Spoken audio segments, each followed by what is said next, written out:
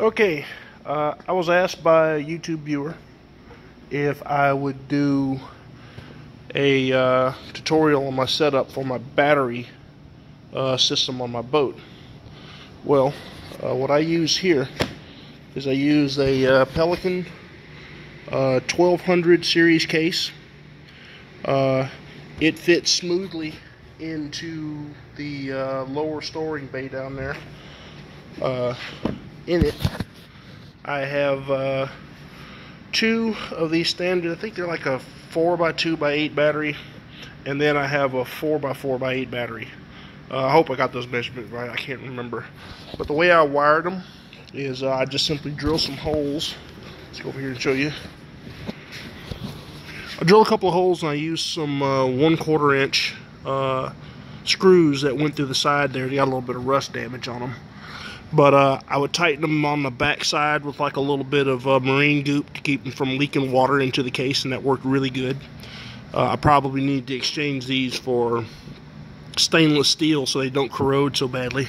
Sorry about all the ash on my arms there. It's cold, it's dry. That's what black people do when it gets cold and dry. Should have put lotion on. But anyway, that's the way the battery system that I have in here works. This one right here is dedicated to the fish finder,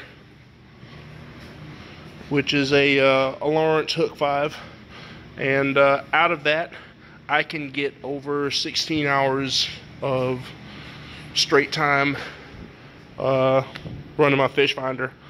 Pretty impressed with that. And these right here will run my lights that I have rigged up over here. It'll run my night lights, my floodlights. It'll run them again about 16 to 20 hours, because those don't use any more than 3 amps collectively. And then the LEDs on the side here don't use any more than, I think they have like a 2 amp draw. I'm not really sure. But this right here is the battery system that I'm using.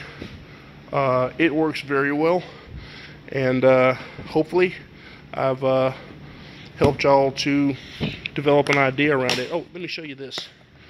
It takes a little bit of coercing to get it in there. When you are installing this battery system, and you slip it off into the deck, a couple things you have to do is you have to fold down that handle. It fits right here inside the chute. It's almost perfect for that. And you move all your cushions out of the way, and you will slide it across the back side over here. Then you take it inside the hole further off to the right side of the boat, and then you can pull it over here. Yeah, a little bit of effort, and it'll usually stay right here. It'll stay put. I have these little connectors on the end for my power wires right here as well too. That's the fish finder with the little fuse on it. I need to put a fuse on my LED lights. I haven't done that, I've been lazy. But it fits up in there. It's really nice. It's very compact. It's very waterproof. And oh, you know what, I never showed you my fog lights. That's my brother Centra over there. He needs help. We'll worry about that later. But these fog lights were just a couple of set of cheap LEDs, like the douchebags like to put on the front of the trucks. I'm a douchebag with a truck, so I'm familiar with them.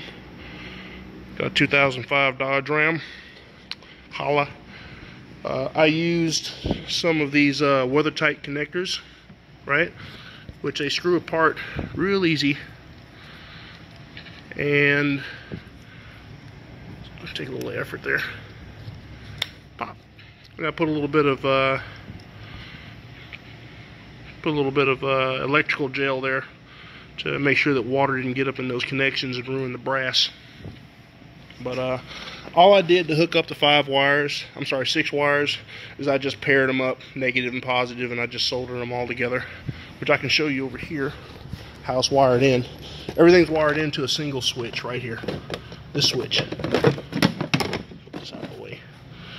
To this switch right here.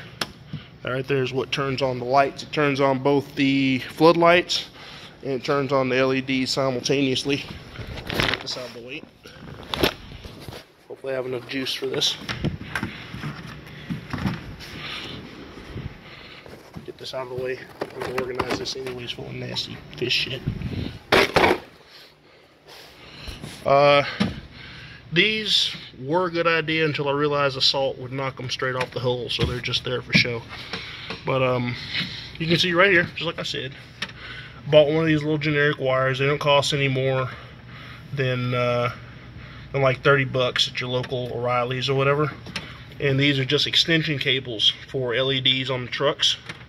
They're made to run multiple, lights and stuff, so you got more than enough busway for your amperage load. I just wired them in there. It's got a single 5 amp fuse. I did wire in a fuse to run both the LEDs and the floodlights, and I just pretty much stuck that through there. I just drilled that and put a grommet. I know there's a proper connector for that, but I was lazy, This right here is drilled and it's run inside of the stand-up bar. It looks nicer than what it is. It's actually pretty crudely wired on the inside. A couple of holes there to keep the wires out of the way.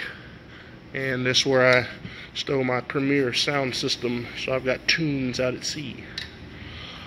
But there we go. For anybody that wanted to know, that is how I wired up the electrical system in my kayak.